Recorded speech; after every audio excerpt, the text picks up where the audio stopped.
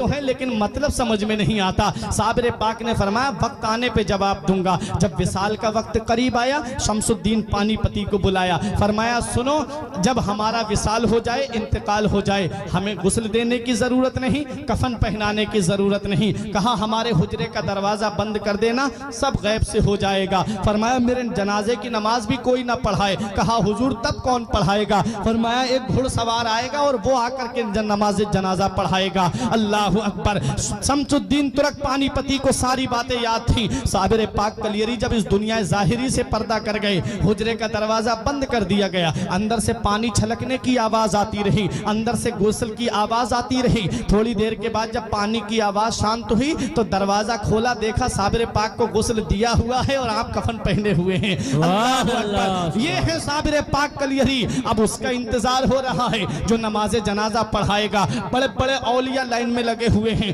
بڑے بڑے اولیاء صف میں لگے ہوئے ہیں, اپنے وقت کے جید علماء صف میں لگے ہوئے ہیں, مریدین صف میں باندھے کھڑے ہوئے ہیں. شمس الدین پانی پتی سے کسی نے کہا ارے نماز جنازہ تو شمس الدین پانی پتی ہی پڑھائیں گے, کیونکہ صبح بھی صابر پاک کے ساتھ میں رہے, دوپہر کو بھی صابر پاک کے ساتھ میں رہے, شام کو بھی صابر پاک کے ساتھ میں رہے, خلوت میں صابر پاک کے ساتھ ہیں, جلوت میں صابر پاک کے ساتھ ہیں, سفر میں صابر پاک کے ساتھ ہیں, حجر میں صابر پاک کے ساتھ ہیں. ہر وقت صابر پاک کے ساتھ جو رہے, جسے صابر پاک بڑی محبت فرمائے, اسے شمس الدین ترک پانی پتی کہتے ہیں. کہا یہی تو نماز جنازہ پڑھائیں گے. تب شمس الدین پانی پتی نے کہا میں نماز جنازہ نہیں پڑھاؤں گا, بلکہ میرے پیر کا یہ کہنا ہے کہ ایک گھڑ سوار آ کر کے میری نماز جنازہ پڑھائے گا. حضرات گرامی اب انتظار ہو رہا ہے اس گھڑ سوار کا.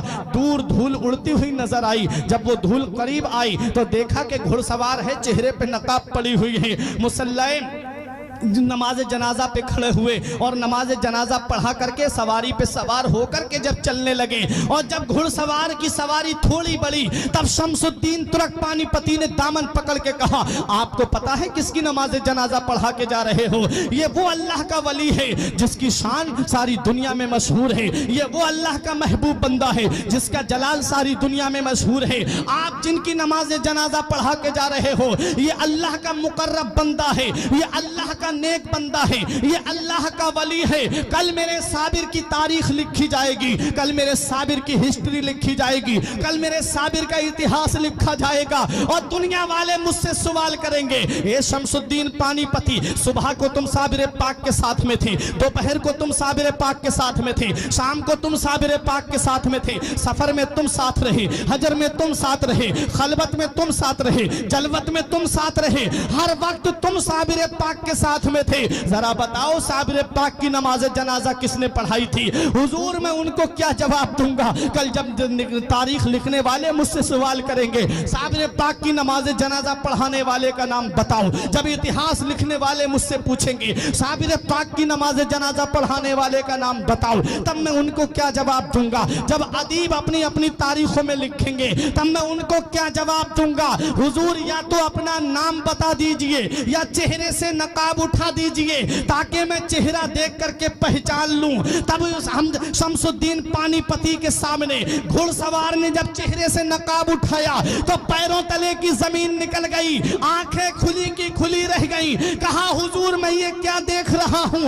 حضور چارپائی میں کون لیٹا ہے اور میری نگاہوں کے سامنے کون کھڑا ہے؟ تب میرے صابر کلیری نے جواب دیا اے شمس الدین تم بھول گئے, تم نے مجھ سے پوچھا تھا کہ فنا کسے کہتے ہیں اور بقا کسے کہتے ہیں. ارے تم نے مجھ سے پوچھا تھا کہ فنا اور بقا کسے کہتے ہیں. یہ جو چارپائی میں تم لیٹا ہوا دیکھ رہے ہو اسے فنا کہتے ہیں, اور جو صابر تمہارے سامنے کھڑا ہے اسے بقا کہتے ہیں. پتا چلا کہ جو چارپائی میں لیٹا ہے وہ روحانی روح کا جلوہ ہے, اور جو صابر کلیری سامنے کھڑے ہیں اسے روحانیت کہتے ہیں, اسے روحانیت کہتے ہیں. روح الگ ہوتی ہے, روحانیت الگ ہوتی ہے. جسے روحانیت کا مقام ملتا ہے وہ لوگوں کی امداد کرتا ہے, جسے روحانیت مل جاتی ہے وہ لوگوں کی مشکلیں دور کرتا ہے, جسے روحانیت مل جاتی ہے وہ جب جہاں ان کا چاہنے والا پکارتا ہے وہ وہاں پہنچ جاتے ہیں. تبھی تو میرے غوث نے فرمایا تھا نظر تو الہ بلاد اللہ جمعہ